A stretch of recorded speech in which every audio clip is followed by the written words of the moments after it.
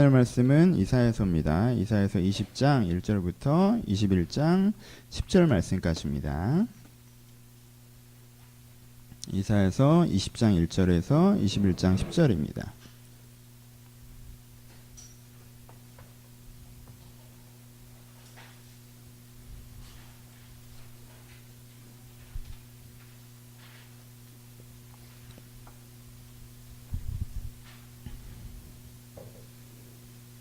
(20장 1절에서 21장 10절) 말씀 두 장이라고 생각할 수 있지만 20장 6절까지니까 그렇게 길지 않고요. 한 절씩 교독할까요? 자, 20장 1절 했습니다. 아수르의 사르곤 왕이 다르단을 아스돗에 보내매 그가 와서 아스돗을 쳐서 취하던 해니라.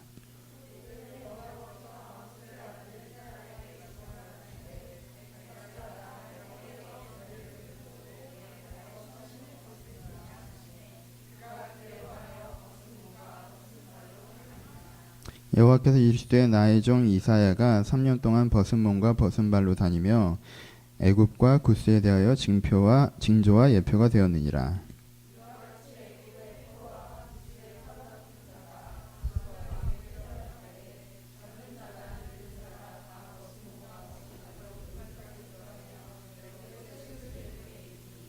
그들이 바라던 구스와 자랑하던 애굽으로 말미암아 그들이 놀라고 부끄러워할 것이라.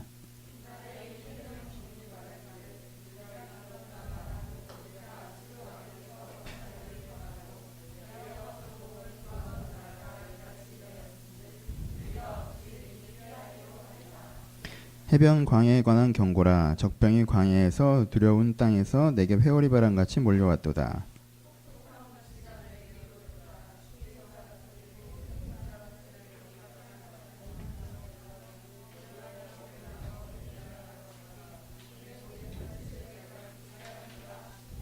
이러므로 나의 요통이 심하며 해산이 임박한 여인의 고통 같은 고통이 나를 엄습하였으므로 내가 괴로워서 듣지 못하며 놀라서 보지 못하도다.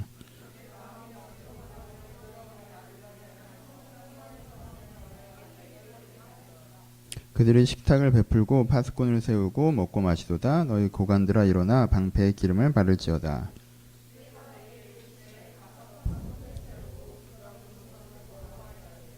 마병대가 쌍쌍이 오는 것과 나기 때와 낙타 때를 보거든 귀 기울여 자세히 들으라 하셨더니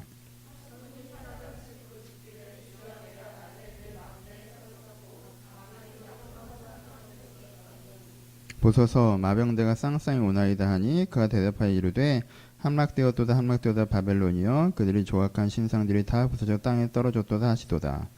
내가 짓밟은 너여 내가 타작한 너여 내가 이스라엘의 하나님 만군의 여호와께 들은 대로 너에게 전하였노라. 아멘. 안녕하세요. 예, 오늘 이사야서 말씀으로 다시 돌아가서 은혜를 좀 나누어 보려고 합니다.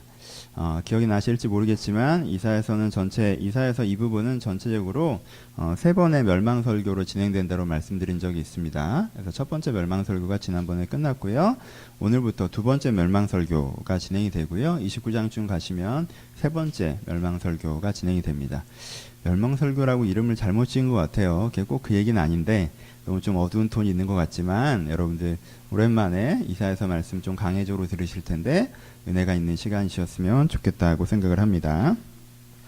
오늘은 세 가지 이야기가 좀 옴니버스 형식으로 진행됩니다. 아무래도 본문이 길다 보니까요. 3+1 구조로 생각하시면 됩니다. 세 가지 이야기를 하고 결론부 한 가지 이야기로 마무리를 하겠습니다. 띄엄띄엄 얘기가 이어지겠지만 잘 따라오시길 바라고요. 20장부터 시작합시다. 어떻게 시작됩니까? 아스루의 사르곤 왕이 다르단 군대 장관이죠.를 아스돗에 보내서 아스돗을 취하였다라고 표현되고 있어요. 아스돗이 어디예요? 아스돗은 이스라엘 북쪽 끝에 해당됩니다. 그러니까 어떻게 된 거예요? 유다 입장에서는 지금 적군 아시리아가 턱 밑까지 온 상황인 거죠. 그렇죠? 그리고 턱 밑까지 온 상황에서 유다의 대응은 뭐였어요? 그 뒤에 보니까 5절에 보면 그들이 바라던 구스와 자랑하던 이집트라고 표현하죠. 6절에 보면 그들의 해변 주민이 말하기를 우리가 믿었던 나라 곧 우리가 아스루 왕에서 벗어나기를 바라고 달려가서 도움을 구하였던 나라라고 표현됩니다. 그렇죠? 무슨 뜻이에요? 이 사람들은 그렇게 아시리아가 자기의 턱 밑까지 진격해 오자 달려가서 도움을 구했어요. 누구에게? 이집트에게 그런 거죠. 그렇죠? 달려가서 이집트에게 도움을 구하고 자기가 자랑하던, 그렇죠? 그 이집트가 우리를 지켜줄 거라는 그 마음에 되게 자랑스러울 정도로 안심했다는 뜻이죠. 그러고 있다라는 것들을 먼저 보여줍니다. 하지만 이사야는 이 사람들한테 뭐라고 얘기해요? 그렇게 되지 않을 거라고 지금 예언하는 거죠. 이집트가 오히려 아시리아에게 멸망당할 것이라고 얘기하는 장면들이 나옵니다. 그렇죠? 역사적인 장면들은 많이 반복되었기 때문에 익숙하실 것이라 생각합니다. 제국 사이에 끼어있는 유다, 적의 신흥제국 아시리아, 전통제국 이집트. 아시리아가 쳐들어오기 시작하자 이집트에게 달려가서 도움을 구하며 이들이 우리를 지켜줄 것이라고 마음에 평안을 한 자랑스러운 그 유다. 하지만 이 유다에게 말씀하시는 이사야, 이집트가 멸망할 것이고 거기에 의존하던 너희들은 그럼 어떻게 하겠느냐라고 얘기하는 이사야의 이야기가 지금 오늘 보면 20장에서 나오고 있는 이야기입니다. 이 사람들은 왜 이해를 좀 더 해보죠. 이 사람들은 왜 이집트로 갔을까요? 이 사람들은 왜 이집트를 의지했을까요? 어렵지 않아요. 간단합니다. 이집트잖아요. 천년의 제국. 천년 전에도 이미 대제국이었던 나라. 그리고 그때에도 이 나라를 누가 세운지도 모르는 나라. 우리가 태어났을 때, 우리나라가 존재했을 때, 우리가 민족이기도 이전에 이미 제국이었던 나라. 그렇잖아요. 아브라함이 아직 가족이었을 때 이미 제국이었던 나라. 한 번도 몰락한 적이 없는 제국. 그 때문에 이집트를 믿는 것에 망설일 이유가 아무것도 없었습니다. 그렇죠? 이집트라는 방법으로 해결했으면 된 거였죠. 우리도 이런 실수를 합니다. 적용으로 가보죠. 우리도 이런 실수를 해요. 이 사람들의 문제가 뭐예요? 이제까지 자기에게 익숙했던 방식, 이제까지 자기가 살아온 방식, 이제까지 내가 해결하던 방식으로 어떻게 한다는 거예요. 여전히 인생의 문제를 해결하려고 하고 삶의 문제를 대면하며 그렇게 살아가려고 하는 거죠. 그렇죠? 이게 지금 이 유다 사람들의 문제입니다. 새로운 삶의 문제에서 해오던 방식으로만 대응하려고 하는 것입니다. 인생은 날마다 새로운 것인데 여러분 우리가 나이가 먹잖아요. 20살에 맞이한 인생과 30살에 맞이한 인생이 다르고 30살에 맞이한 인생과 40살에 맞이한 인생이 다르고 그 상황들도 다를 수밖에 없는데 그것이 달라졌다는 걸 인정하지 않고 내가 이제까지 살아왔던 삶의 방식으로만 살아가려고 하는 것, 그것이 이집트의 문제였습니다. 우리의 문제고요. 그렇잖아요.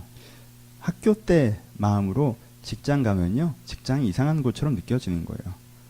왜 얘네들은 방학을 안 하지? 왜 얘네들이 나를 이렇게 인격적으로 대해주지 않지?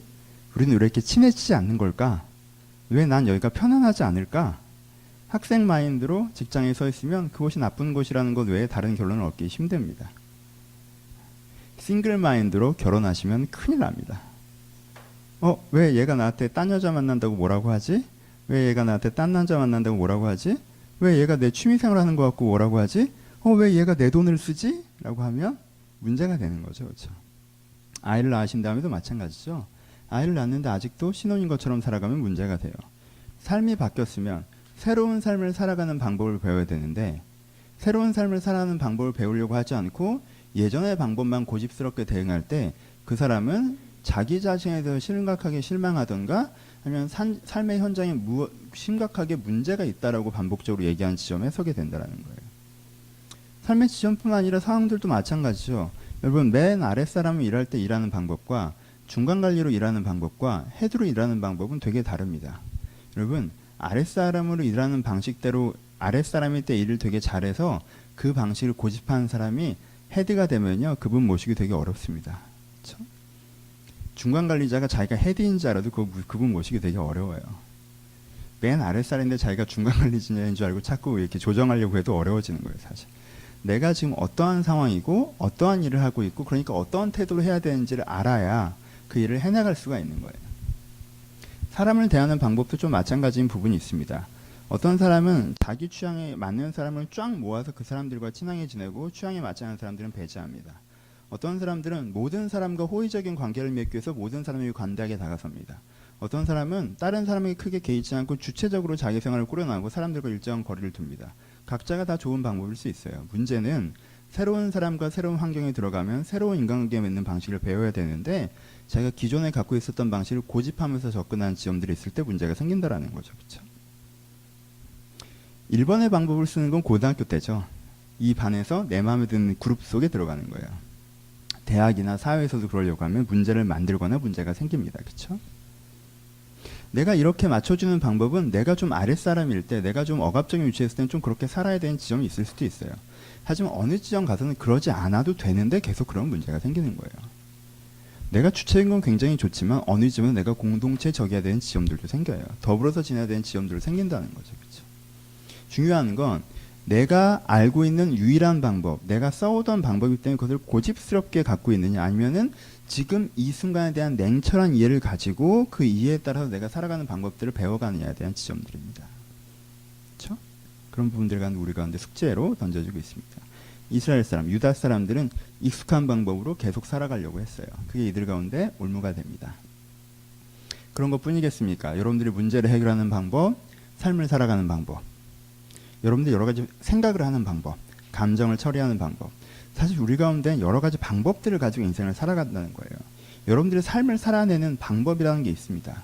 근데 많은 사람들이 내가 어떤 방법으로 살아가고 있는지 자기를 점검하고 그것을 조정하고 새로운 것들을 배워나가기보다 어느 점에 그냥 익숙해지는 그 방법을 계속 고집스럽게 붙잡고 있다는 거예요. 이집트를 붙잡고 있는 이 유다처럼. 우리가 우리에게 새로운 삶이 주어지지 않는 이유는 우리가 살아오던 방법대로 살아가기 때문이다라고 얘기할 수 있습니다. 다시, 우리에게 새로운 삶이 주어지지 않는 이유는 우리가 살아오던 방법대로 살아가기 때문입니다. 익숙한 방법을 무조건 버리라는 얘기가 아닙니다.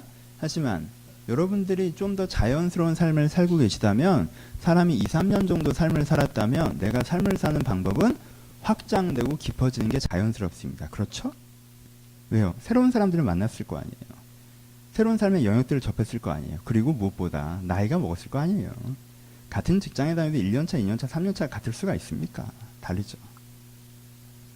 근데 내가 3, 4년이 지났는데도 나는 3, 4년 전에 내가 살아가던 방법과 지금 내가 살아가는 방법이 정확하게 일치한다고 한다면 나는 혹시 내 방법을 고집스럽게 붙잡고 있는 건 아닌지 돌아봐야 됩니다. 왜냐하면 그거는 위험한 것이기 때문에 그렇습니다. 이스라엘이 이 유다가 어떻게 됩니까? 멸망합니다. 멸망할 뻔합니다. 여기서 망하진 않죠. 그렇죠? 큰 위기를 닥칩니다. 그렇죠? 망하는 건 그 다음이고. 큰 위기를 닥칩니다. 이집트가 나를 지켜준 거라고 생각하면요, 속 편해요. 이게 딜레마예요, 사실.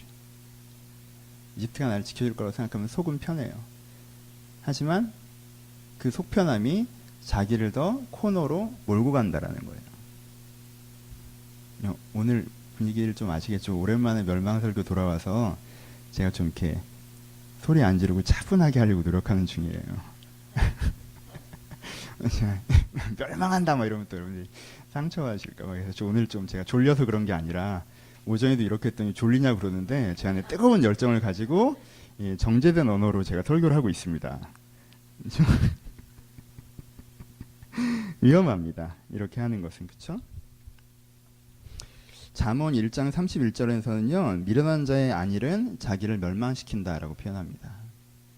우리는 이것을 안일함이라고 부를 수가 있습니다. 삶이 바뀌었는데 삶을 이해하거나 해석하려고 하지 않고 자기가 원래 살아가는 방법으로 계속 살아가려고 하는 것. 이것은 우리는 안일함이라고 부릅니다. 잠언을 읽어보시면 자주 안일함은 완고함, 교만함, 어리석음과 연결돼서 이야기를 합니다. 안일함을 게으름으로 연결되는 지점보다 완고함으로 연결되는 지점이 훨씬 더 많습니다. 안일함은 그냥 그 사람이 좀 게으르게, 좀 완만하게 행동한다는 것을 의미하는 것이 아니라 그가 고집스럽게 자기가 원래 해오던 방식을 붙잡고 고치려고 하지 않는 것들을 얘기합니다. 이 완고함, 이 안일함이 그 사람의 성장의 기회를 갉아먹습니다. 훨씬 부드럽지 않아? 갉아먹습니다! 라고 하는 것보다 긍정적으로 갑시다. 그 다음, 그럼 우리가 어떻게 해야 되느냐? 어떻게 해야 되느냐? 우리가 관점의 변화가 필요하겠죠. 그렇죠? 내가 인생을 지금 보는 관점의 변화가 필요해요. 근데요, 관점의 변화라고 하는 건 열심히 한다고 되는 게 아니에요. 그렇죠? 봐요. 이집트가 우리를 도와줄 거라는 관점을 갖고 있는 사람은요, 자기 혼자 이 관점을 바꾸기가 되게 어려워요. 왜? 아무리 봐도 상황이 그러니까. 아시리아가 쳐들어와. 아시리아만큼 센 데는 이집트밖에 없어. 그러면 당연히 이집트한테 도와달라고 그러지. 그럼 우리 혼자 싸워? 그러면 쳐들어온 아시리아랑 내가 싸워? 말이 안 되잖아. 그냥 답이 나와 있는 거야. 이집트가 우리를 도와줘야 돼. 이 생각을 깊게 하잖아요. 그럼 생각은 어디로 가요? 어떻게 하면 이집트와 최적의 조건에서 거래를 할 수 있을까? 어떻게 하면 이집트의 군대가 빨리 우리 지역으로 진주하게 할 수 있을까? 어떻게 하면 우리가 효과적으로 이 싸움을 싸울까? 깊게 고민할수록 거기에 빠져서 깊어지겠죠. 그렇죠? 상황은 더 안 좋아진다는 거예요. 관점의 전환은 열심히 한다고 되는 게 아니에요. 관점의 전환은요, 뭐가 필요해요? 정말로 은혜가 필요합니다. 내 주관, 내가 이제까지 인생을 보는 안경에 맺혀 있어서 새로운 눈으로 보지 못했던 사람에게 그가 객관적으로 진리의 눈으로, 그러니까 하나님의 눈으로 그것을 보게 하려면 뭐가 필요해요? 하나님의 시선으로 그것을 다시 보게 하는 은혜가 필요한데, 이걸 뭐라고 표현합니까? 여러분 이 단어를 기억하십시오. 이것을 조명이라고 얘기합니다. 기독교 용어로는. 그렇죠? 이걸 조명이라고 얘기합니다. 뭐 새로운 단어 같지만 여러분들이 듣던 단어죠. 이렇게 다리에 불 켜놓는 거, 이런 거 조명이에요. 그렇죠? 조명. 그 단어예요. 왜요? 근데 그 조명이 얼마나 팩트를 바꿉니까? 여러분 한강의 여러 가지 다리 중에 몇 년 전만 해도 조명이 없었죠? 조명이 없었던 한강다리와 조명이 있는 한강다리의 차이가 느껴지십니까? 조명이 없을 때는 그냥 우울한 그림자처럼 보여요. 근데 거기서 다른 뷰가 켜지는 거죠. 그렇죠? 다른 관점이 켜지는 거예요. 아래서부터 위로 조명이 쏴지는 거예요. 그랬더니 이게 전혀 다른 건축물이나 예술품으로까지 보인다는 거예요. 어떤 상징물로까지도 보인다는 거예요. 그냥 다리였던 것이. 그게 뭐예요? 관점의 전환, 조명입니다. 그렇죠? 하나님께서 우리의 삶을 어떻게 하시는 거예요? 조명하신다는 거예요. 다른 관점으로 보게 하신다는 거예요. 내가 이전 관점에 매여서 보니까 봐도 답이 없고 막다른 골목뿐이고 이게 최선이고 하나님께 이렇게 해주지 않으신 게 하나님의 문제고라고 되었던 그 부분에서 내가 다른 뷰로 보기 시작하니까 내 오늘이 전혀 달라 보이기 시작하는 거라는 거예요. 그렇죠? 이것이 조명의 은혜입니다. 이걸 구하셔야 돼요. 이걸 구하셔야 돼요. 이사야가 이들 가운데 조명의 은혜를 구하라고 했습니다. 그래서 그들 가운데 나중에 어떻게 됩니까? 조명의 은혜를 얻습니다. 조금 더 가시면 히스기야 스토리가 나오는데 히스기야 때 그 조명을 얻죠. 아시리아랑 히스기야가 싸우기로 결정하죠. 이집트의 도움 없이 혼자 싸우기를 결정합니다. 그렇죠? 이게 조명의 은혜예요. 맨 처음에 이 사람들은 쟤네들이 쳐들어오니까 얘네들한테 하는 방법밖에 뭐가 있어라고 생각했죠. 하지만 이사야가 그들 가운데 새롭게 조명했더니 어때요? 얘들도 쟤들한테 못 이겨요. 얘들한테 가서 해봐야 될 일이 아니야. 첫 번째, 그럼 뭐예요? 비참과 우울밖에 안 남잖아. 그럼 어떡하지? 근데 그 다음에 뭘 얘기합니까? 왜 이 지경이 된 거야? 원래 너희들 힘으로 싸워서도 이길 수 있었던 건데 너희가 죄된 인생, 소비하는 인생, 낭비한 인생을 살아와서 지금 네 안에 역량이 남아있지 않아서 이 모양인 거야. 후회, 회개. 그럼 어떻게 해야 돼? 지금이라도 너희가 하나님을 붙잡고 다시 한번 바른 방향을 세우고 하나님의 힘으로 말미암아 이 싸움을 싸워나가기 결정하면 하나님이 너와 함께 싸우실 거야. 그래? 그럼 우리가 유월절을 회복하고 고백을 회복하고 군사를 회복하고 성벽을 증건하며 하나님과 함께 우리의 힘으로 싸워나가자. 그리고 전투, 그리고 승리, 이렇게 갑니다. 그렇죠? 전혀 달라져요. 조명이 바뀌니까. 이 이사야가 보여주는 조명이 유다의 전체의 시선으로 물들어갈 때, 유다가 하나님의 시선으로 보기 시작할 때, 그들은 상황에 끼어서 어찌할 수 없는 사람으로 자기 자신을 인식하는 것이 아니라 그 속에서 하나님을 붙잡고 다시 한번 하나님의 싸움을 싸워나가는 사람을 자기를 인지하며 그것들을 구현해 나간다는 거예요. 이게 조명의 은혜입니다. 이 첫 번째 이야기의 결론. 하나님의 조명하심이 여러분들에게 있습니까? 내 생각, 내 욕망, 내 상황, 내가 경험한 것 말고 하나님께서 지금 당신에게 너의 오늘은 이런 의미다. 이 시기에 네가 해야 되는 게 바로 이것이다. 네가 지금 이런 사람으로 서야 한다. 너의 오늘을 이렇게 보내라. 그러면 너의 인생을 내가 이렇게 할 것이다. 라고 이야기하시는 그 여러분들의 오늘에 대한, 우리의 하루에 대한, 우리 하루에 오늘을 내가 갖고 있는 오늘의 의미를 하나님께 다시 한번 비추시는 그 조명하심이 있으십니까? 이 조명이 있어야 합니다. 두 번째 이야기. 21장 바벨론의 이야기가 나오네요. 그렇죠? 첫 번째를 기억하시면서 두 번째로 넘어가 봅시다. 비슷한 이야기예요. 근데 이번엔 대상이 유다가 아니라 바벨론입니다. 21장 5절에 보시면 이런 이야기가 나오네요. 바벨론은 지금 어떻게 하고 있어요? 그들이 식탁을 베풀고 파수꾼을 세우고 먹고 마시도다 라고 얘기하고 있어요. 바벨론은 위대한 승리를 경험했습니다. 그 승리의 경험을 통해서 지금 뭘 하고 있습니까? 식탁을 베풀고 있어요. 그렇잖아요. 되게 좋지 않습니까? 내 과거가 잘 돼 왔어요. 그 잘 되어 온 과거를 통해서 지금 좋은 결과가 있어요. 그래서 이 좋은 결과를 오늘 내가 누릴 거예요. 근데 혹시나 미래를 준비하지 않으면 안 되잖아요. 그러니까 파수꾼을 세워놓고 누립니다. 혹시 적병이 오지 않는지. 그럼 완벽한 삶이잖아요. 잘 되어 온 과거를 통해서 풍성한 오늘이 있어서 그 오늘을 누리되 혹시 있을지 모르는 미래의 불안 요소에 대비해서 대비책들을 세워놓은 삶. 이게 현재 바벨론이 갖고 있는 삶의 모습입니다. 그렇죠? 거의 형태적으로 보면 완벽하지 않습니까? 이런 삶을 살 수 있었던 세 가지 포인트 보이시죠? 잘 되어 왔기 때문에 그래요. 그렇죠? 자신감이 넘쳐요. 이제까지 다 해냈단 말이에요. 그렇죠? 첫 번째. 두 번째, 내가 손만 뻗치면 누릴 수 있어요. 오늘 내가 누릴 수 있는 환경들이 됐어요. 이제는 내가 누릴 수 있어요. 돈, 시간, 여유, 사람. 이제 내가 누리면 되는 거예요. 세 번째, 미래가 걱정이에요. 파수꾼을 세워놨잖아요. 파수꾼이 미래를 지키고 있잖아요. 그러니까 걱정할 필요가 없죠. 세 번째가 사실 되게 크겠죠. 미래를 위한 안전장치를 만들어놨단 말이에요. 그렇죠? 그래서 여유롭게 누리는 거예요.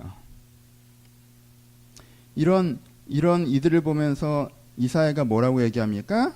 그들의 식탁을 베풀고 파수꾼을 세우고 먹고 마시도다. 너희 고관들아 일어나 방패의 기름을 바를지어다 라고 얘기합니다. 이 사람들을 이사야가 보기엔 되게 이상한 사람들이라고 표현해요. 이사야는 이 사람들에서 긍정적으로 평가하지 않고 되게 한심하다고 평가합니다. 왜요? 여러분, 경보 시스템을 잘 만들어놨어요. 경보 시스템을 잘 만들어놔서 알람이 무슨 일이 생기자마자 알람이 울리게끔 만들어놨어요. 근데 알람이 울리면 그 다음에 뭐 해야 돼요? 대기조가 뛰어나가야 될 거 아니에요. 뛰어나가야 된 대기조들은 뭐 하고 있습니까? 먹고 마시고 있잖아요. 그럼 그 알람이 도대체 무슨 의미가 있어요? 알람의 의미는요, 알람이 울리면 대응하기 위한 거예요. 그렇죠? 이 사람들은 뭐 하고 있어요? 대응할 준비는 안 하고 있으면서 알람만 만들어 놓고는 괜찮다라고 하는 거예요. 여러분들 집에 도둑이 들어오면 경보를 울리도록 시스템을 해놨습니다. 도둑이 들어오자마자 여러분들을 깨워요. 그 다음에 어떻게 하실 거예요? 그 다음에 어떻게 할 거야? 도둑이 나를 깨웠어. 근데 내 옆에는 전화기도 없고 뭐 가스총도 없고 흔한 몽둥이 하나가 없어. 그럼 내가 깨어난 것이 도대체 무슨 의미가 있냐는 거예요. 지금 이사야 보기엔 이들이 어리석다는 겁니다. 알람을 만들어 놓고는 미래에 대해서 대비를 해놨다고 생각을 하는 거예요. 적용과정. 우리의 모습, 이런 모습이 있습니다. 열심히 잘 살아왔어요. 그래서 풍요의 결과를 만들었습니다. 오늘 그걸 누리고 살아요. 하지만 내일 또 어떻게 되니까 대비해야 되죠. 대비를 어떻게 해요? 사실 경보음 정도의 수준밖에 안 되는 거 가지고 인생에 대한 대책이라고 생각한다는 거예요. 내가 뭐 재테크 좀 하고 있다고 해서, 내가 결혼을 했다고 해서, 내가 뭐 내 집을 장만했다고 해서, 내가 이 정도로 내 학식을 올려놨다고 해서, 이 정도로 내 내면을 다듬었다고 해서, 이 정도로 내가 해놨으니 이걸로 얼마든지 미래를 대처할 수 있을 것이다. 그런가요? 여기서는 태풍 같은 적군이라고 표현하는데, 태풍이 울면 날아갈 것들, 내 위치이건 관계이건 무엇이건, 사실은 태풍이 오면 날아갈 것들을 그냥 세워놓고는, 파수꾼만 세워놓고는 내 인생의 모든 준비가 끝난 것처럼 생각하고 있지는 않나요? 이것을 성경은 아니라는 것이라고 부릅니다. 바벨론의 문제입니다. 어려운 일을 당한 유다의 아니라, 잘 될 거야. 이집트가 해결해 줄 거야. 상황이 좋아진 바벨론의 아니라, 이젠 누리면 되지 뭐. 앞으로 대책도 우린 다 있어. 대안이 아닌 것을 대안이라고 생각하고, 대답이 아니라는 것을 대답으로 생각하고, 그것을 오늘의 아니람의 근거로 살아가는 사람의 모습을 보여주고 있습니다. 이 사람들에도 뭐가 필요해요? 조명이 필요하죠. 조명이 필요했어요. 하나님의 조명이 바벨론에게 필요했습니다. 지금은 잔치할 때가 아니라 지금은 방패를 닦을 때라는 조명이 그들 가운데 필요했다는 거예요. 그렇죠?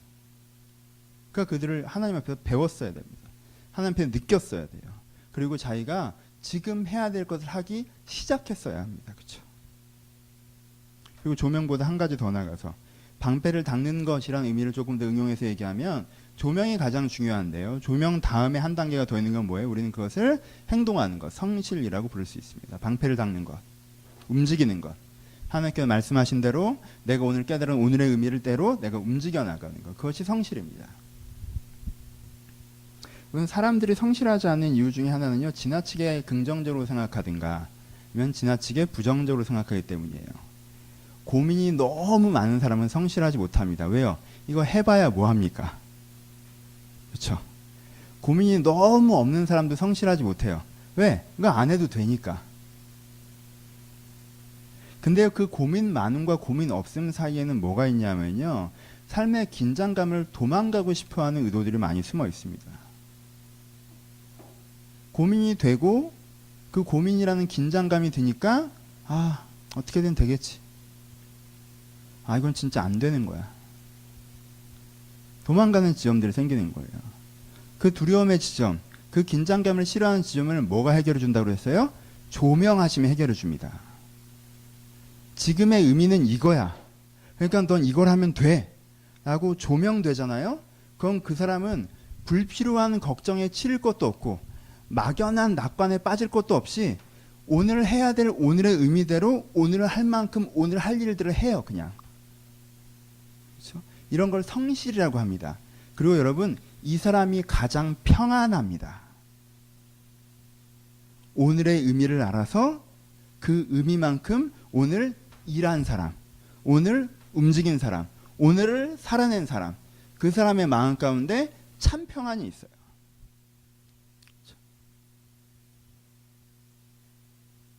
지나친 낙관으로 게으름을 부렸던 사람 마음 가운데는 죄책과 불안이 있습니다.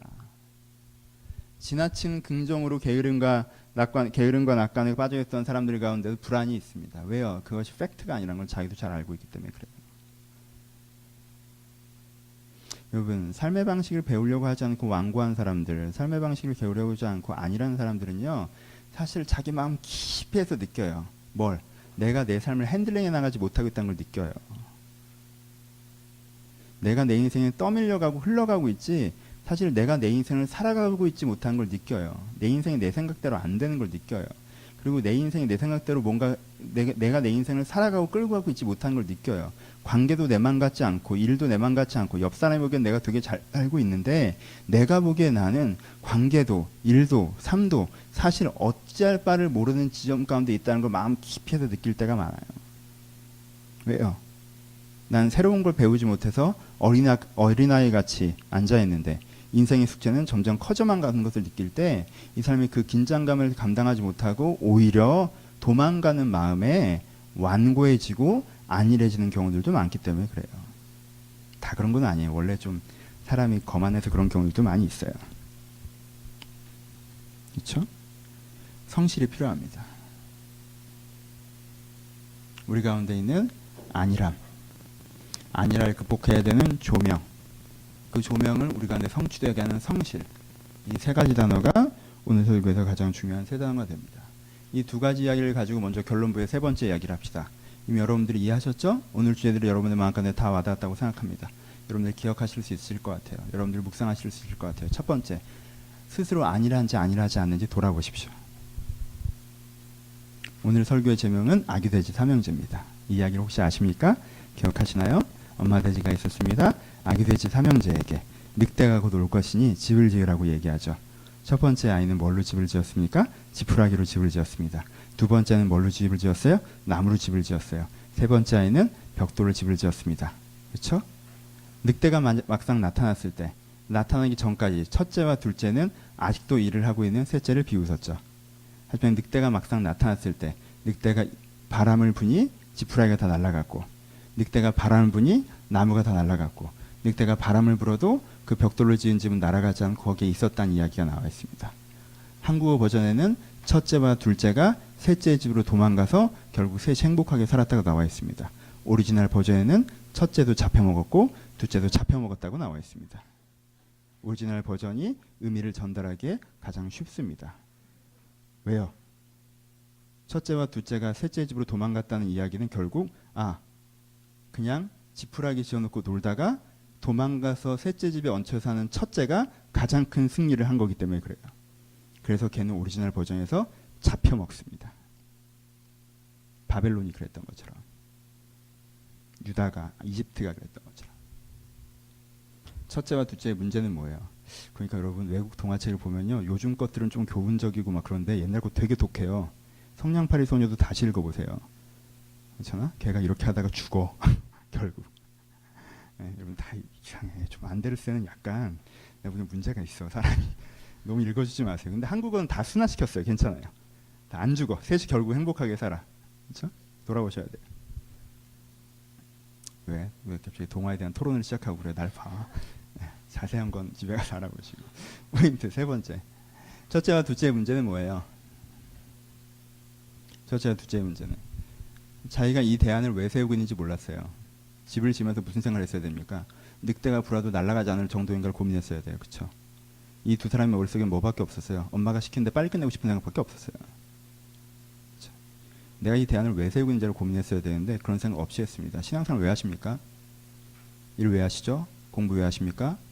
연애하고 결혼하고 어떻게 하려고 하시는 거죠? 건강한 가정에 대한 꿈이 있으십니까? 건강한 영적 성장한 내 모습에 대한 기대가 있으십니까? 건강한 사회적 자아를 찾고 사회에서 내 위치를 갖고 살아갈 내 모습에 대한 그림이 있으십니까? 여러분 그것들에 대한 것들을 명확하게 하고 내가 지금 하고 있는 것이 정말 그 시점에서 바람에 날려가지 않는 그것을 하고 있다라고 생각하면서 하고 계십니까? 하면 그냥 해야 되니까 하는 만큼 남들 하는 만큼 빨리 끝나는 만큼 하고 계십니까? 그러면 바람이 불 때 날려갈 것입니다. 여러분 인생에 진정한 위기가 왔을 때 여러분의 신앙이 남아있지 않을 거예요. 여러분 인생에 진짜 위기가 왔을 때 여러분의 삶의 위치가 남아있지 않을 것입니다.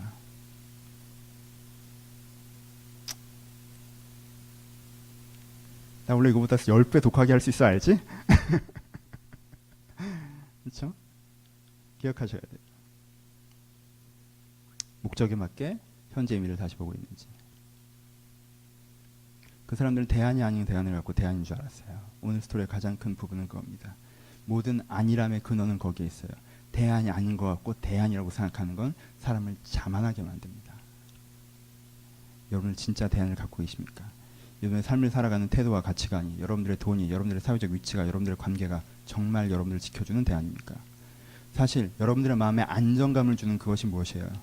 여러분들의 관계가, 내가 결혼할 사람이, 내가 결혼해서 꾸리는 가정이, 내 직장이, 내가 갖고 있는 사고방식이, 내가 갖고 있는 삶의 태도가 여러분들의 안정감입니까? 그것이 여러분들의 안정감이어서는 안 됩니다.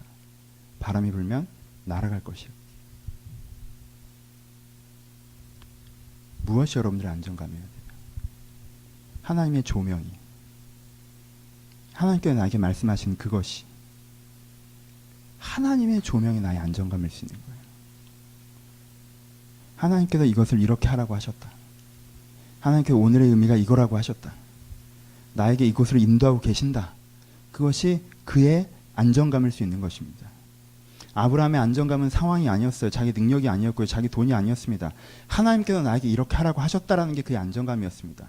다윗의 안정감은 자기의 왕위가 아니었어요. 자기의 군사가 아니었어요. 자기 경험이 아니었습니다. 하나님께서 나를 부르셨다라는 게 다윗의 안정감이었어요. 예수의 안정감은 예수의 제자들의 안정감이 무엇이었습니까? 일이 잘 되어져 나가는 게, 사람이 나를 긍정적으로 평가하는 게, 내가 내 인생을 충분히 이해하고 깨닫는 내가 어느 정도 수준에 오르는 것이 자기 안정감이 아니었어요. 하나님께서 나에게 이 일을 시키셨다는 것이 자기 안정감이었습니다. 조명하심의 은혜가 필요합니다. 조명하려면 세 가지가 필요합니다. 첫 번째, 여러분 배우는 자의 태도를 가지십시오. 조명은요, 위에 있는 자 앞에 앉아있는 종만이 받을 수 있는 것입니다. 여러분 생각에 가득해서 하나님 앞에 여러분 생각을 나열하면서 조명받을 수 있는 기대를 갖기는 어려우세요. 그러면 여러분들 어떻게 기도하시겠습니까? 조명의 은혜를 기대하지 않고 여러분 생각에 가득 찬 자라면요, 여러분 무릎 꿇어 기도할 때 오 주여 이집트가 우리를 돕게 하소서라고 기도할 것입니다. 이집트 왕의 마음을 바꾸셔서 우리를 돕게 하소서라고 기도할 거예요. 이집트 왕의 마음이 바뀌었다면 주여 이집트에게 승리를 주세요라고 기도하겠죠. 하나님은 그걸 원하지 않으셨습니다. 왜요? 하나님은 유다가 이집트의 속국이 되는 걸 바란 적이 한 번도 없으셨으니까요. 우리나라가 다른 나라가 쳐들어와서 다른 나라를 불려서 그 나라가 우리를 지켜주면 그게 우리나라입니까? 아니잖아요. 우리나라가 아니에요. 그건 저 나라의 속국이 되는 거지. 그 나라의 우산 속에 들어가는 것이고, 하나님은 유다에게 그걸 원하지 않으셨어요. 하지만 유다가 동등하게 하나님과 이야기하려고 하는 순간, 그때부터는 그렇게 기도하기 시작한다는 거예요. 그러니까 조명을 받을 여러분들이 처음 하셔야 되는 건 배우는 자의 자세를 가져야 됩니다. 당신은 위에 있고 나는 아래에 있습니다. 당신은 모든 것을 보고 난 모든 것을 보지 못합니다. 난 이런 상황과 이런 마음 가운데 있습니다. 주여 어찌하오리까. 배우려고 해야 됩니다. 두 번째, 여러분들이 배우셨다는 걸 기억하고자 하셔야 돼요. 여러분의 조명이 아예 없지 않아요. 여러분들은 때때로 주의 조명을 받습니다. 문제는 그것이 기억되지 않는 것이에요. 내가 여기서 교회 와서 잠깐 하나님의 안경을 썼다가 나갈 때 이걸 벗고 세상의 안경을 끼고 나간다는 거예요. 내가 아침에 잠깐 주의 안경을 꼈다가 낮에는 그걸 벗고 세상의 안경을 끼고 회사로 나간다는 거예요. 내가 하나님의 안경을 끼고 하나님의 관점을 유지할 수 있느냐에 대한 문제인데, 그래서 조명은 받는 것만큼이나 유지하는 게 더 중요합니다. 그렇죠? 내가 그것을 기억하는 것, 내가 그 관점을 유지하는 것, 이것이 내가 조명의 삶을 살아가는 데 중요한 두 번째 지점이 됩니다. 그렇죠? 세 번째는 주의사항입니다. 여러분, 이 얘기를 하면 많은 사람들이 오해하는 게, 제가 아니람에 대한 설교를 한 적이 있어요. 자만에 대한 설교를 한 적이 있는데, 많은 사람이 오해하는 게 자꾸 미래에 대한 불안으로 여러분들을 자극해서 지금의 현재 여러분들을 더 조급하게 만드는 방향으로 적용하시는 분들도 계시더라고요. 여러분, 그러시면 큰 오해를 하시는 거예요. 지금 이 내용이 여러분들의 미래에 대해서 여러분들을 불안하게 해서 조금 안정감 있게 살던 나를 딱 벌떡 일어나게 하고, 내가 이러고 있을 때가 아니구나, 이러다가 내가 지금 며칠 있다 큰일 날구나, 지금 하나님이, 지금 목사님이 나한테 멸망할지도 모른다고 했는데, 그럼 내가 잘 알고 있는 건가, 내가 지금 그래, 뭐라도 시작해보자. 여러분들의 불안감을 자극할 생각 없어요. 여러분 기억하세요. 조명이라고 하는 건 뭐예요? 지금의 힘을 명확하게 이해하는 거라고 했죠. 여러분 지금의 힘을 명확하게 하나님 앞에 이해하세요. 지금 쉴 때예요? 쉴 때면 쉬세요. 다른 생각하지 말고. 쉴 때인데 안 쉬는 건 자만한 거예요. 아니라는 거예요. 쉬라고 하시면 쉬십시오. 그렇죠?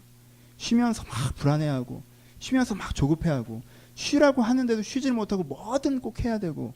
여러분, 그러니까 그 다음에 일할 때 쉬어서 가져야 되는 힘이 남아나질 않잖아요. 하나님께서 뭐라고 하시는지 들으셔야 됩니다. 여러분, 쉴 때입니까? 배우셔야 될 때입니까? 인내하셔야 될 때입니까?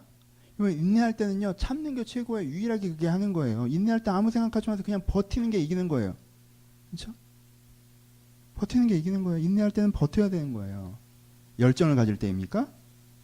성실할 때입니까? 싸울 때입니까? 미친 듯이 무엇인가에 내 인생을 쏟아내야 될 때입니까? 여러분, 때를 분별하십시오. 하나님이 지금 나에게 어떻게 살라고 하시는가? 하나님이 오늘 나에게 무엇을 하라고 하시는가? 제 인생을 살아보면 어느 지점에서 하나님께서 가만히 있으라고 하신 적이 있어요. 제가 여러분도 얘기했죠. 개척 첫 해 난 뛰고 싶은데 가만히 좀 있으라고. 답답해. 막 하고 싶은데 가만히 있으라고. 그 다음에 이것 좀 해보라고. 저것 좀 해보라고. 하나님께서 때에 맞게 조명하시는 부분들이 있어요. 전 여러분들보다 수준이 좀 있잖아요. 전 조명은 알아요. 근데 뭐가 문제예요? 제 문제는 순도의 문제예요. 내가 거기 얼마만큼 기억하고 집중하는 문제가 제 싸움이에요. 알아요. 근데 자꾸 그것을 잊어버리고 분산되는 거죠. 이게 조명의 은혜. 그러니까 조명의 은혜라는 거예요. 한 번 안다고 되는 게 아니에요. 매일같이 조명의 은혜가 나한테 다시 한번 있어서 내가 그 시선을 유지해야 되니까 저도 여전히 그 조명의 은혜를 간구하게 되는 거예요. 이 단어가 너무 살아갈수록 소중해요. 처음에 한 번만 알면 되는 줄 알았을 때는요, 이 단어가 무슨 초급반들이 쓰는 단어인 줄 알았어요. 아니에요. 조명의 은혜가 필요해요. 오늘 여러분들이 뭘 하셔야 되는지. 세 번째가 아까 얘기했던 성실. 그렇죠? 뭘 할 줄 알고 그것을 해나가는 사람들. 여러분, 삶은 이런 겁니다. 삶은 지나치게 선한 자가 되려고 하지 마라. 엄청난 인생과 세상에 대한 뷰를 가지고 내가 그것을 이루어내고야 말리라 라고 여러분 혼자 세상을 다 바꾸든지 거만을 떠는 게 아니에요. 삶은 내가 이렇게 성공하고 풍요롭게 해서 나 혼자 잘 먹고 잘 살겠다 라고 그렇게 이기적으로 살아가는 게 아니에요. 삶은 내 인생을 살아가야 되는 큰 방향을 알고, 그리고 그 인생의 방향을 따라서 오늘 해갈 것을 알아서, 하지만 결국 이 오늘 해가는 하루하루가 나를 거기까지 이끌어줄 것을 확신하면서 하루하루를 쌓아가는 것이, 이게 기독교인의 삶입니다. 멀리 있는 표대를 보고 내 발 앞에 비추는 등불을 들고 내가 이 산길에서 넘어지고 자빠지지 않게 글로 걸어가는 것. 멀리 있는 표대는 나에게 뭘 가르쳐 줍니까? 지향점을 가르쳐 주죠. 가까이 있는 등불은 뭘 가르쳐요? 내가 오늘 실족하지 않게 내 발걸음을 인도합니다. 그래서 내가 멀리 있는 지향을 바라보며 내 발걸음 한 걸음 한 걸음을 주 앞에 인도하며 그 삶을 사는 것. 이것이 성실의 삶이에요. 사람들이 왜 성실의 삶에서 벗어납니까? 표대를 보지 못하고 멀리 있는 지향을 보지 못하면 성실의 삶에서 벗어나죠. 어디로 걸어갈지 모르겠다는 거예요. 사람들이 왜 성실의 삶에서 벗어나요? 내가 내 바람만 보이는 건 마음에 안 든다는 거예요. 지도 갖고 오라는 거예요. 전체 지도 갖고 오라는 거예요. 그래서 내가 앞으로 쭉 어떻게 한 걸음도 안 빠지고 지름길 쫙 빠지면 그때부터 가겠다는 거예요. 그 사람은 성실의 삶을 살지 않습니다. 하지만 여러분, 성실의 삶을 사는 가운데 가장 큰 평안이 있다는 걸 기억하세요. 성실의 삶을 사는 사람 가운데 가장 큰 평안이 있습니다. 내가 전체 지도가 보이지 않는다고 해서 내 등불과 저기 있는 표대 사이가 암흑이라고 하여서 여러분들이 오늘 걷기를 포기하고, 왜? 이거 갔다가 뭐가 어떻게 될 줄 알고 라는 생각들을 포기하든가, 혹은 큰 지향을 잃어버려서 내가, 혹은 오늘의 은혜, 오늘의 조명하심, 그것들을 잃어버려서 자꾸 내 앞에서 빠져나가고, 이 세 가지 함정에 빠지지 않고 지향을 보고, 지향의 등대를 보고, 지향의 표대를 보고, 오늘의 발걸음을 치는 내가 그 불빛을 보면서 한 걸음 한 걸음 걸어나가는 삶을 살아가는 것. 이것이 성실이며, 이런 삶 가운데 가장 큰 평안이 있다고 성경 우리 가운데 말씀하십니다. 그렇죠? 이 세 가지 단어를 꼭 기억해 주세요. 마지막 한 가지 얘기 플러스 알파를 하고 마칩시다. 오늘 이야기에는요, 이 유다의 이야기와 그리고 바벨론의 이야기를 하고 있지만, 그보다 더 많은 분량으로 얘기하고 있는, 더 많은 이미지로 얘기해요. 독특하게. 멸망성경 첫 번째보다 여기서 독특하게 많이 이야기하는 지점들이 뭐냐면, 이사야 본인에 대한 이야기를 생각보다 많이 하고 있습니다. 그렇죠? 앞부분엔 뭐라고 얘기해요? 하나님께서 이사야에게 뭐라고 했어요? 벌거벗고 다니라고 하죠. 그렇죠? 띠를 풀고 옷을 벗고 신발을 벗고 벗으라고 할 때는 한 이틀 정도 할지언데 3년 정도 하라고 하죠. 요즘에 목회하는 게 얼마나 다행입니까? 여러분들과 저에게. 그렇죠? 이런 식으로 해, 일을. 뭐 시키시는 거예요? 행위예술 시키잖아요. 그렇죠? 이사야가 벌거벗은 것으로 뭘 증거한다고 얘기합니까? 3년 뒤에 이집트가 이렇게 벌거벗고 끌려갈 것을 증거하는 거죠. 그렇죠? 그것을 증거하는 거예요. 여러분, 벌거벗었다라는 이야기를 들으면요, 우리가 먼저 떠오르는 단어는 추함이에요. 그렇죠? 성인 남자가 벌거벗으면 추하잖아요. 뭐 이사야가 뭐 여기 뭐 식스팩 있고 막 그랬겠어요. 이렇게 뭐 둥글둥글한 몸이었겠지. 깡마른 몸이든가. 그렇죠? 추하잖아요. 근데 우리랑 조금 다른 게 뭐냐면, 여러분 로마 시대 드라마, 요즘에는 미국에서 하도 선정성인 걸 강조하면서 고증을 하면서 로마 시대 드라마들을 보시면요, 노예들이 어떻게 하고 다닙니까? 옷 입고 다녀요? 아니요, 노예들이 거의 버글 벗고요, 이것만 묶고 이렇게 다녀요. 여자든 남자든. 그쵸? 로마 시대만 해도 그랬어요. 그래서 이렇게 쭉 묶어서 세워놓으면 몸 전체를 보고 이렇게 했어요. 왜? 이게 사야 되는 물건이니까 어디 가려놓으면 내가 알 수가 없잖아요. 그러니까 다 벗겨놓고 보고 평가해서 사갔단 말이에요. 그쵸? 그러니까 우리는 선자가 벗었다고 하면 더러, 약간 이렇게 생각되는 지점들이 좀 있는데, 거기서 선자가 벗었다라고 하면요, 그거는요 몰락적인 개념이 훨씬 더 강한 거예요. 종처럼, 그렇죠? 노예처럼 비참하게 이렇게 됩니다. 그러니까 되게 이렇게 왜 벗고 다니셔라는 느낌에서는요, 비참하게 하고 있었다는 느낌이 커요. 그러니까 우리가 있는 어감이랑 좀 다르다는 거예요. 그렇죠? 노예 같은 모양으로 하고 있었던 거예요. 여러분, 이사야는 명문 가문 출신입니다. 존귀한 가문 출신이었어요. 그리고 왕이 인정한 선자였어요. 그런 사람이 3년간 비참하게 자기의 모습을 드러내면서 살아갑니다. 그래서 사람들한테 뭐가 되는 거예요? 열렬한 메시지가 되는 거죠. 그렇죠? 이 행위 예술적인 메시지. 이사야가 혼자 종교적인 견해를 통해서 다 차려입고 회의에 들어가서, 여러분 이집트를 자꾸 그렇게 하시면 안 됩니다 해서 외교 정책에 대한 종교 분야의 건의, 이렇게 하지 않는다는 거예요. 정말 열렬하게 자기 비참함을, 자기 마음의 처절함을 드러내면서 그렇게 한다는 거예요. 그렇죠? 또 하나, 바벨론에서 얘기할 땐 뭐라고 얘기하냐면요, 내 안의 요통이 해산하는 고통과 같다고 표현합니다. 그렇죠? 그 당시에 가장 큰, 요즘에도 그렇죠, 가장 큰 인간이 느낄 수 있는 통증 중에 하나는 해산의 공적으로 듭니다. 그렇죠? 그래서 이사야가 근데 본인을 뭐라고 얘기해요? 내가 지금 이 바벨론의 이야기를 들을 때 해산하는 고통처럼 큰 고통이 있다라고 얘기해요. 그러면서 자기가 어디에 입장에서 서 있는 것처럼 얘기하냐면요, 자기가 그 파수꾼의 망대에 서 있는 입장에서 얘기해요. 내가 파수꾼의 망대에 서 있어요, 이사야가. 그게 보이는 거예요. 이사야가 황상처럼 그것이 보이는데, 그게 어떻게 보여요? 저게 미친 듯이 대군이 몰려오고 있어요. 그쵸? 오른쪽을 보면. 근데 왼쪽을 보면 성 안에서 얘들이 술 처먹고 놀고 있어요. 그쵸? 이걸 보고 있는 파수꾼의 마음이 어떻겠어요? 뒤집어지죠. 이 뒤집어지는 거예요. 이사야가 이 고통이 해산하는 고통 같은 고통이라고 얘기하는 거예요. 지금 저기에 대군이 몰려오고 있는데, 여기서는 지금 술 먹고 놀고 앉아 있어요. 그쵸? 이 고통, 이 벌거벗은 선자의 간절함, 그리고 이 파수꾼의 입장에 서 있는 이 고통, 이거 이사야의 심정이에요. 그렇죠? 두 번째 멸망설교에서는 이 지점이 좀 더 드러납니다. 이게 이사야의 심정이에요. 그 반대의 느낌에 있는 사람들은 어떤 사람입니까? 여러분 아까도 잠깐 얘기했지만 지금 이집트가 구해질 거라 생각하는 사람들은 속이 편해요, 안 편해요? 편하죠. 파수꾼 세워놓고 술 먹고 있는 사람들은 속이 편해요, 안 편해요? 편하죠. 여러분 완고한 사람, 이런 사람들의 특징은요, 자신감 넘치고 편해요. 이렇게 될 거야. 자신감 넘치고요, 속 편해요. 네요. 그래서 현대인들이요, 이 함정이 훨씬 더 많이 빠집니다. 이 안일함의 함정이. 현대인들의 특징은 뭐가 있어요? 현대인들의 특징은 내 편한 걸 굉장히 인생에 가장 큰 우선순위를 두잖아요. 그래서 현대인들은 편한 건 맞다라고 생각하는 경향이 굉장히 강하거든요. 그러니까 현대인들은요, 안일함의 함정에 한번 빠지면요, 웬만해서 헤어나오기 어려워하기도 합니다. 은혜가 아니면. 내가 이렇게 생각하니까 속이 편해. 이렇게 생각하면 될 건데 왜 자꾸 다른 얘기를 해? 라고 하고 있어요. 그렇죠? 얘네들은 속이 엄청 편해요. 그리고 얘네들이 속이 편한 만큼 이사야의 속이 뒤집어지는 거예요, 지금. 얘네들이 속이 좀 덜 편하면 이사야의 마음이 좀 덜 뒤집어질 텐데 얘네들이 너무 속이 편해서 이사야의 마음은 그렇게까지 뒤집어지는 거예요. 이게 하나님의 마음입니다. 이게 하나님의 마음. 우리는 속이 너무 편하고 하나님은 속이 너무 뒤집어지는 거죠.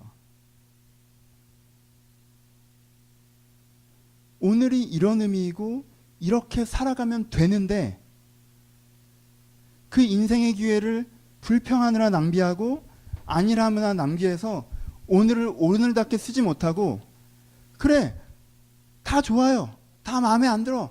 다 좋아. 다 좋아. 다 편해. 이젠 됐어. 오케이. 그래서 오늘 어떻게 살 건데요? 너무 내 스타일인가? 어떻게 살 건데요? 여러분 많이 마음에 안 드셔도 좋아요. 하나님 마음에 안 드셔도 오케이. 마음에 안 들어 하세요. 그래도요, 오늘 살아야 될 그 오늘을 사세요. 그 마음에 안 듦을 여러분들의 막삼의 정당성으로 살지 마세요. 여러분들 그래서 오늘 어떻게 살 건데요? 그렇게 살면 어떻게 되는데요? 하나님 마음에 안 드니까 내가 이렇게 할래. 그렇게 하면 어떻게 되는데? 그럼 그 뒷감당까지 하시고. 그렇지 않을 거라면 고민해야 돼요. 내가 주의 뜻이 다 이해되지 않고 주의 빛이 다 보이지 않아도 그러면 주님, 내가 이 시점에서 이 상황의 정확한 의미가 무엇이고 그럼 내가 어떻게 하는 게 맞는지 주 앞에서 찾아가야 됩니다.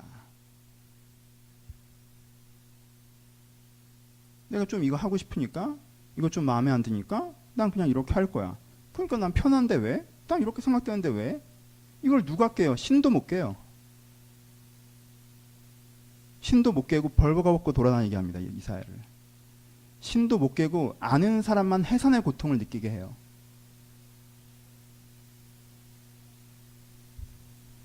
걸어 나오십시오. 완고하시다면. 안일하시다면. 누가 나를 못 깨니까 내가 대단한 사람이냐고 생각하지 마세요. 걸어 나오셔야 돼요. 결론.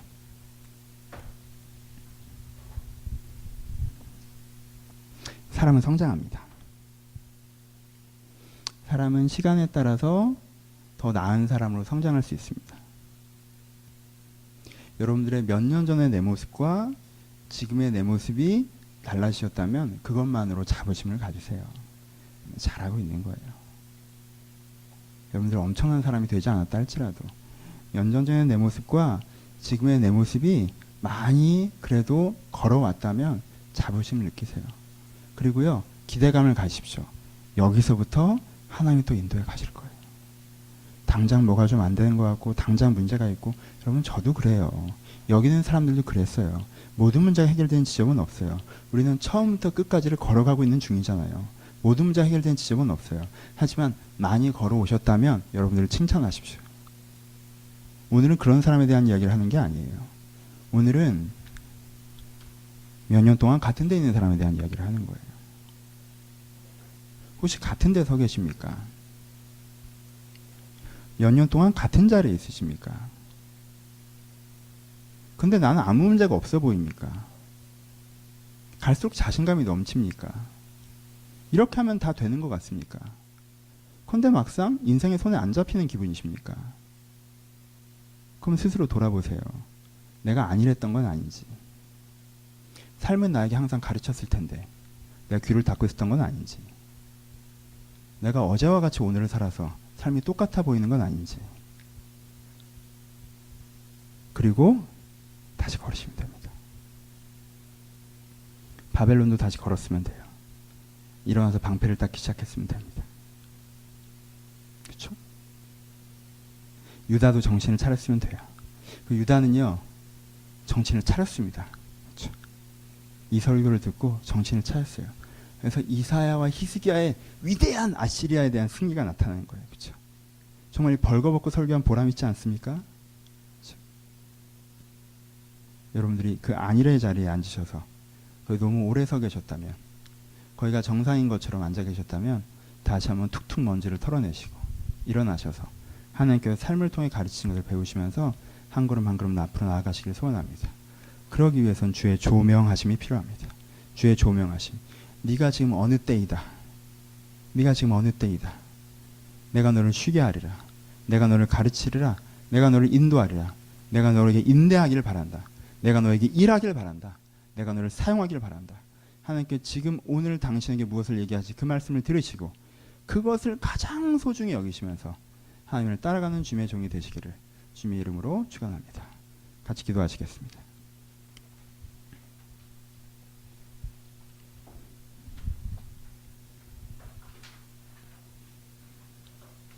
기준이 편안한 게 되어서는 안 됩니다.